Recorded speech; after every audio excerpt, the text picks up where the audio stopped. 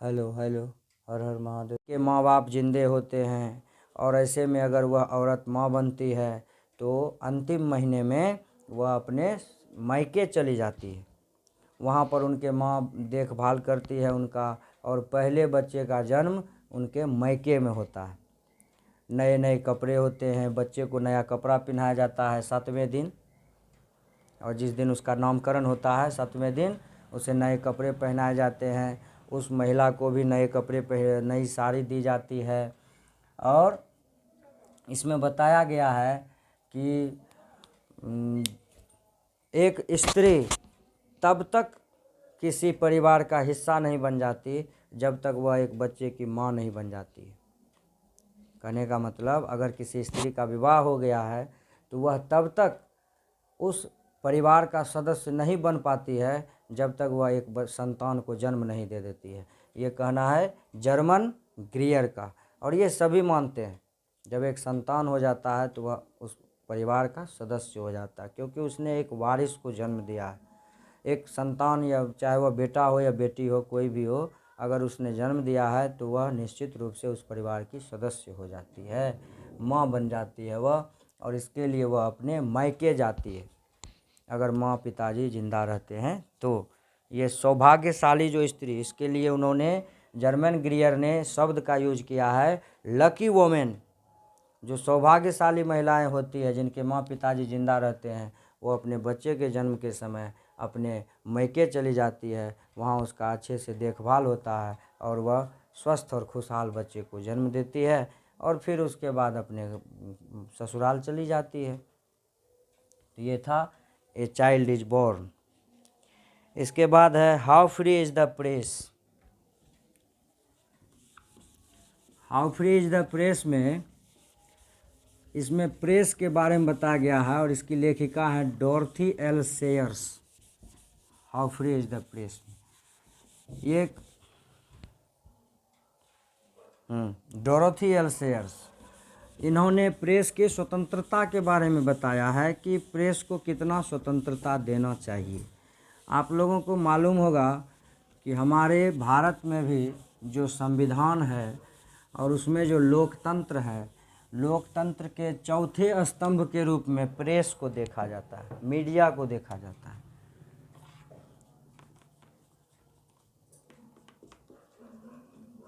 How free is the press, मतलब कितनी स्वतंत्र हैं प्रेस। प्रेस माने छापाखाना, प्रेस रिपोर्टिंग, न्यूज़, समाचार वगैरह वगैरह। इसके लेखक हैं डोरोथी एल सेयर्स।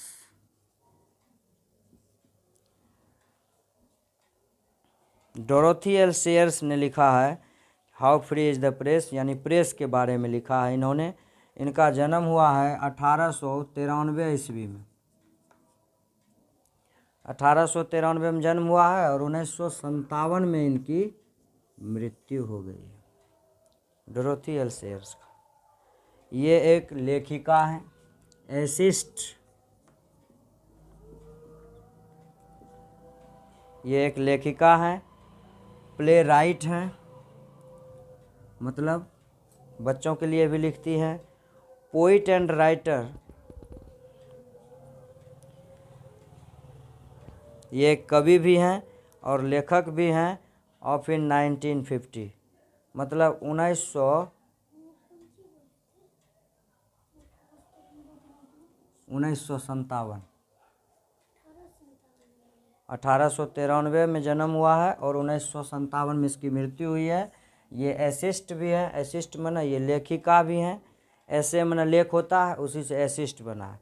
लेख भी है, लिखते हैं, कविता भी लिखती हैं और लेखिका भी हैं। 1915 ईस्वी से ही, कब से? 1915 ईस्वी से ही ये लेख लिखती हैं। इनके कुछ रचनाएं हैं, जैसे में clouds of witness, clouds of witness इनकी रचना है। इसके बाद है unnatural death, unnatural death, unnatural death, अस्वाभाविक मृत्यु हुआ। Lord Peter views the body, Lord Peter views the body, body माने शरीर, लॉर्ड पीटर माने भगवान पीटर, ये लोग पीटर को भगवान मानते थे। इन्होंने प्रेस के बारे में लिखा है। इसके बाद है 9 टेलर्स,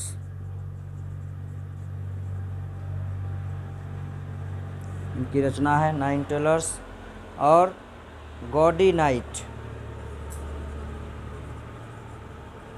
ये इनकी प्रमुख कृतियां हैं। फिर से मैं बोल दे रहा हूँ, clouds of witness, unnatural death, Lord Peter views the body, 9 tailors, gaudy night, ये इनकी प्रमुख रचनाएं हैं। How free is the press के लेखिका हैं। प्रेस की स्वतंत्रता के बारे में इन्होंने बताया है। संक्षिप्त में इतना ही जान लीजिए। इन्होंने कहा है कि जब तक प्रेस स्वतंत्र नहीं होगा तब तक जनता भी स्वतंत्र नहीं हो सकती है। प्रेस की स्वतंत्रता निर्भर करती है जनता की स्वतंत्रता पर, और जनता की स्वतंत्रता निर्भर करती है प्रेस की स्वतंत्रता पर, क्योंकि अगर प्रेस स्वतंत्र नहीं रहेगा तो वह किसी भी खबर को स्वतंत्र पूर्वक नहीं छाप सकता है। दूसरी बात, इन्होंने यह भी कहा कि जब विश्व युद्ध हो रहा हो, विश्व युद्ध के समय प्रेस के स्वतंत्रता पर कुछ अंकुश लगा दिया जाता है, जो कि सही है। इसलिए ये how free is the press हम लोग देख रहे हैं। प्रेस के बारे में जो भी कुछ हम कहीं लाइन पढ़ेंगे तो उसको समझ जाएंगे कि how free is the press से ही लिया गया है, और इसे डॉर्थी एल सेयर्स ने लिखा है। इसके बाद है दी अर्थ,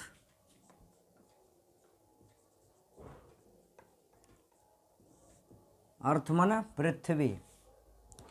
दी अर्थ के लेखक हैं H.E. बेट्स।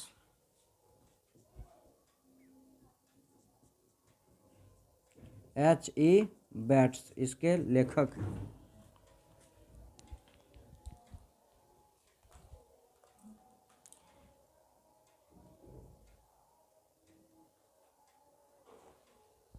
H.E. बेट्स ने लिखा है दी अर्थ, अर्थ माने पृथ्वी।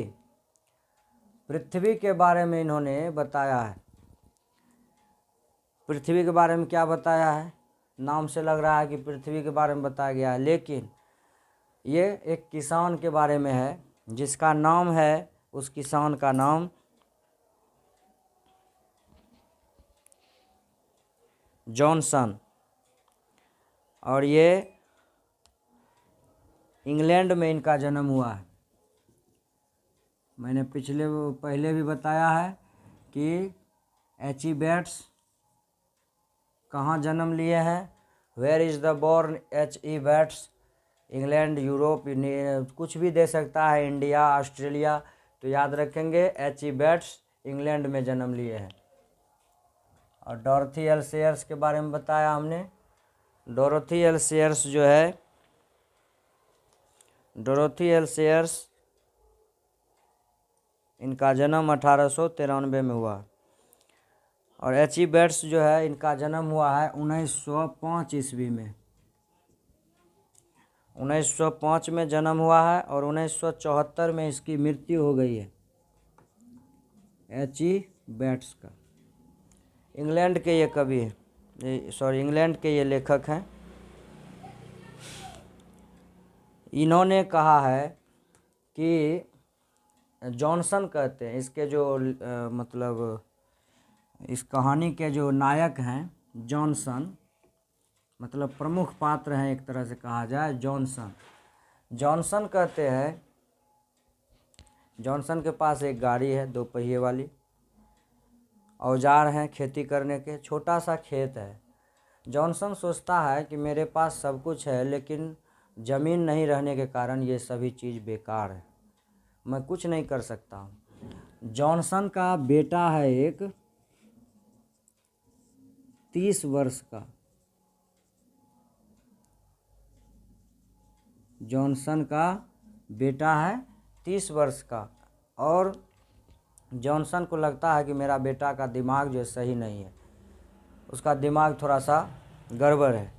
ऐसा इसलिए उसको लगता है क्योंकि वो देखते हैं कि और बच्चों से मेरे बेटे का दिमाग जो है वो थोड़ा कम है, या अलग तरह का वो व्यवहार करते हैं। इसलिए जॉनसन अपने बेटा को ले जाता है डॉक्टर के पास। डॉक्टर के पास जब उसे ले जाता है, साइकोलॉजिस्ट जो हैं वह कहता है कि इसको आप किसी धंधा में लगा दीजिए। तो वो जॉनसन अपने बेटे को मुर्गी के धंधा में, मुर्गी पालन यानी मुर्गी फार्म, पोल्ट्री फार्म जिसको हम लोग कहते हैं, वो इसको खोल दिया जाता है। और पोल्ट्री फार्म में जो है ये मुर्गी पालना शुरू कर देते हैं। इसके बेटे का नाम है बेंजी, इसका बेटा है बेंजी। जॉनसन का सन माना बेटा, जॉनसन का बेटा का नाम है बेंजी। जॉनसन का बेटा है बेंजी। 30 वर्ष का हो गया लेकिन इसका दिमाग जो है वह ठीक नहीं, इसलिए इसको डॉक्टर के पास ले जाता है। डॉक्टर इसे बिजनेस में लगा देता है और बिजनेस में सही में उसका जो इम्प्रूवमेंट देखा जाता है। जो 5 मुर्गियों से अपना बिजनेस शुरू किया था उसके लिए अब जगह छोटा पड़ने लगा। वह धीरे धीरे, उसके माता पिता भी उसके बिजनेस में ही फंसे रह गए और अच्छा खासा उससे उसको मुनाफा हो जाता था। और धीरे धीरे बेंजी जो है यह बहुत बड़ा व्यापारी बन गया और अपने गांव में ही एक बहुत बड़ा फार्म भी खरीद लिया, जहां उसने फिर से पोल्ट्री फार्म खोला बड़ा सा। और इस प्रकार से मूवमेंट आगे बढ़ते चला गया। और बेंजी जो कि एक कम दिमाग का मतलब लड़का था, वह विकसित होकर के एक बहुत बड़ा धनवान और व्यापारी बन गया। यही इस कहानी में दिखाया गया। इस कहानी का संदेश है कि जिस प्रकार आपके पास औजार है, हथियार है, सब कुछ है, अगर ज़मीन नहीं है तो वह सब बेकार है। उसी प्रकार से अगर मनुष्य के पास सब कुछ है, अगर बुद्धि नहीं है तो उस बुद्धि के बिना मनुष्य भी बेकार है। यही इस कहानी का थीम है, दी अर्थ। अर्थ इसलिए इसका नाम पड़ा कि जिस छोटी सी ज़मीन को बेंजी का पिता जॉनसन छोटा समझता था, उसी छोटे से ज़मीन पर बेंजी बिजनेस करके बहुत बड़ा धनवान बन जाता है। ये इसका थीम सा द अर्थ। द अर्थ को लिखा है एच.ई. बेट्स ने। ये इंग्लैंड के हैं और इनकी कुछ रचनाएं मैं बोल रहा हूँ। Fair stood the wind for France. दूसरा है द पर्पल प्लेन।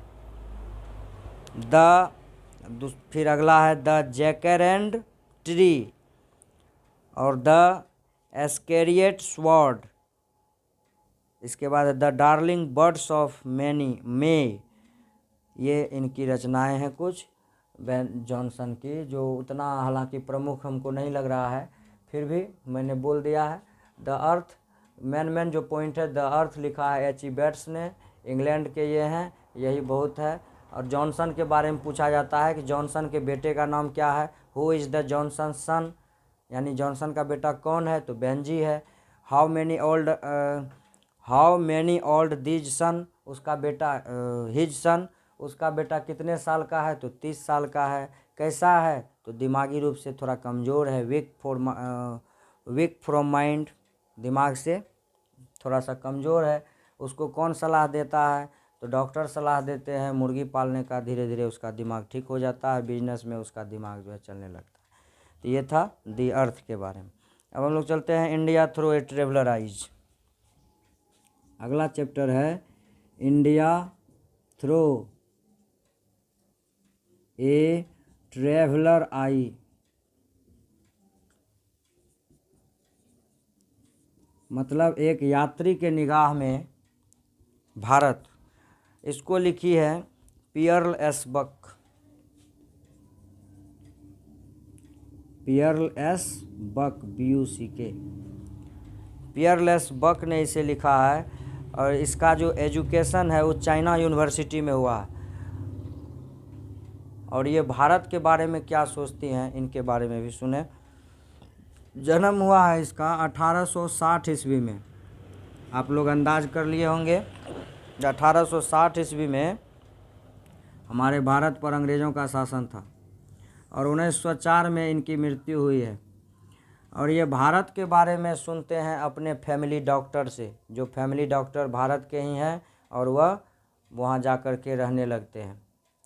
और ये इनका शिक्षा कहाँ हुआ है, एजुकेशन इसका हुआ है जापानीज़ यूनिवर्सिटी में, जापान में। ये जापान में रहती हैं और सोचती है वहाँ से, सॉरी चाइना होगा शायद, हाँ चाइना में,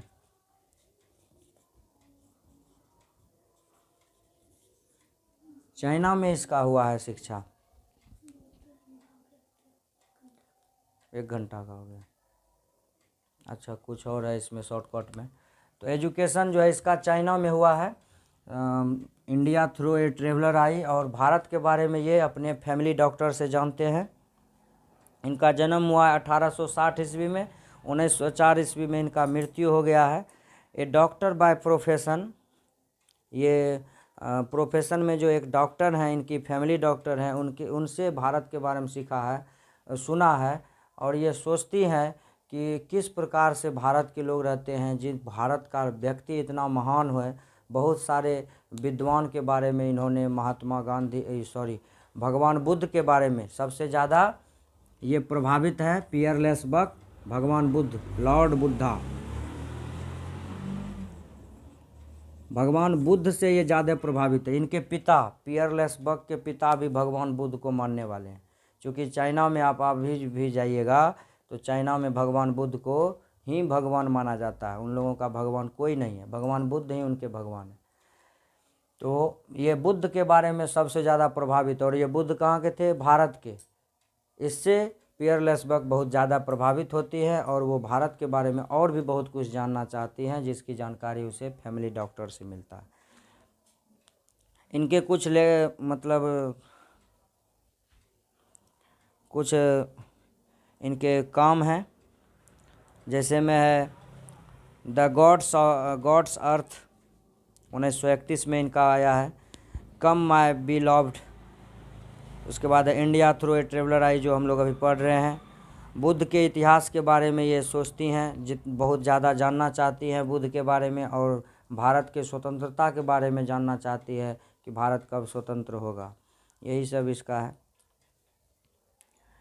अब है ये मैरिज प्रपोजल, लास्ट है ये मैरिज प्रपोजल। मैरिज मन होता है शादी, प्रपोजल मन होता है प्रस्ताव। प्रपोजल एक शादी का प्रस्ताव। यह कहानी भी बड़ा ही इंटरेस्टेड है, एक तरह से कॉमेडी है। इसमें लोमोव है, ध्यान रखिएगा, पात्र को याद रखना है। लोमोव है, एक चोबोकोव है, शायद चोबोकोव, चोबोकोव। इसकी बेटी है नटालिया, दिख रहा है नीचे तक। इसकी बेटी है नटालिया। लोमोव जो है यह भी गुस्सैल प्रवृत्ति का है और नटालिया भी गुस्सैल, दोनों एकदम क्रेक फाइटर। और लोमोव जो है यह प्रस्ताव देता है नटालिया को शादी का, कि मैं तुमसे शादी करना चाहता हूँ, लोमोव। लेकिन नटालिया जो है यह गुस्सैल है, और लोमोव जो है एक दिन उसके घर पे जाके चोबोकोव से कहता है, उसके पिता से, कि मैं आपकी बेटी से शादी करना चाहता हूँ। चोबोकोव खुश हो गया कि मेरी बेटी से शादी करना चाहता है, इससे बढ़िया बात और क्या होगा। लेकिन क्या होता है कि लोमोव और नटालिया में विवाद हो जाता है ज़मीन को लेकर के। हो सकता है बात बात में कुछ खुल गया होगा, इसलिए ज़मीन के बारे में विवाद हो जाता है, कुछ संपत्ति को लेकर के विवाद हो जाता है लोमोव और नटालिया में। बाद में धीरे धीरे कहानी के अंत में दिखाया जाता है कि लोमोव और नटालिया, चोबोकोव अपनी बेटी से कहते हैं कि तुम शादी कर लो, और सलाह देते हैं, और अंत में लोमोव और नटालिया की शादी हो जाती है। यही है ए मैरिज प्रपोजल। इसको लिखा है अंतोन चेखव ने। ये मैरिज प्रपोजल को लिखा है अंतोन चेखव, अंतोन चेखव ने लिखा है इसे, ये मैरिज प्रपोजल को। ये जो है ड्रामेटिस्ट हैं, मतलब नाटककार, ड्रामाटिस्ट, नाटककार हैं ये, शॉर्ट राइटर हैं,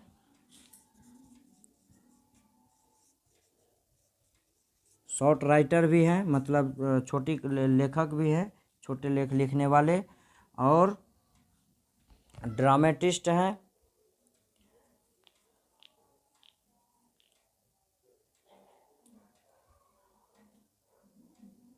और ये रसिया के हैं, रूस, जिसको रसिया बोला जाता है, ये रूस के रहने वाले हैं अंतोन चेखव जी। तो पूछ सकता है कि अंतोन चेखव कहाँ के हैं, तो रसिया के हैं, रूस के हैं। और इन्होंने क्या लिखा है, तो ये marriage proposal, dramatist, short writer. इसके लोमोव हैं, लोमोव नटालिया से शादी करना चाहता है, चोबोकोव की बेटी है नटालिया। ये इसका मेन थीम था। तो वीडियो बहुत ज़्यादा लंबा हो चुका है, इसलिए कहानी को ही इसमें मैं छोड़ देता हूँ। 11 चैप्टर को मैंने इस वीडियो में टेकअप किया है। अब इसके बाद पोएम का अलग से वीडियो बना करके अपलोड कर दिया जाएगा। आज के लिए इतना ही। अगर आप इतना देख लेते हैं तो मुझे लगता है कि परीक्षा में पूछे जाने वाले लगभग 20 से 25% क्वेश्चन किताब से जो रहता है, ऐसे तो 50% रहता है, वैसे 20 से 25 क्वेश्चन आपको इससे हल हो सकता है। इसके बाद अति दीर्घोत्तरी क्वेश्चन में 5 नंबर का जो क्वेश्चन आता है उसमें भी मिलाने वाला है। इसलिए मैं एक बार फिर से लेखक और उनका नाम बोल देता हूँ। Indian on civilisation, Mahatma Gandhi ने लिखा है, ये तो आपको याद होगा। डॉक्टर जाकिर हुसैन, ये Bharat is my home, doctor Zakir Hussain का लिखा हुआ है। ए पिंच ऑफ स्नूफ, मनोहर मालगोनगर का लिखा हुआ है। I have a dream, Martin Luther king ने लिखा है, उन्होंने अपने सपने के बारे में बताया है। Ideas that have helped Mankind, ideas that have man helped kind, इसके बारे में लिखा है बर्ट्रैंड रूसल ने। उन्होंने बताया है किस प्रकार से मनुष्य का जो विकास है, उसकी सभ्यता का विकास किस प्रकार हुआ है। द आर्टिस्ट, सिगानोया का लिखा हुआ है। ए चाइल्ड इज बॉर्न, इसका जर्मन ग्रियर का लिखा हुआ है। ए चाइल्ड इज बॉर्न, इसमें बच्चे के जन्म के बारे में बताया गया है। How free is the press, Dorothy L Sayers का लिखा हुआ है। दी अर्थ, एच ई बेट्स का लिखा हुआ है, जो अभी आप लोग पढ़े, इंग्लैंड के कवि हैं। 1905 में जन्म हुआ है, 74 में इसकी मृत्यु हुई है। इसमें एक किसान की कहानी है, जिसमें जॉनसन नाम का किसान है जो गांव में रहता है, उसका बेटा है बेंजी आदि, ये सब। इसके बाद है इंडिया थ्रू ट्रेवलर्स आई, इसको लिखा है पियर्ल एस बक ने। इसने भारत के बारे में अपने फैमिली डॉक्टर से जाना है। और ये मैरिज प्रपोजल जो आपने अभी तुरंत पढ़ा, अंतोन चेखव का लिखा हुआ है। 5 नंबर का मिलाने वाला आता है।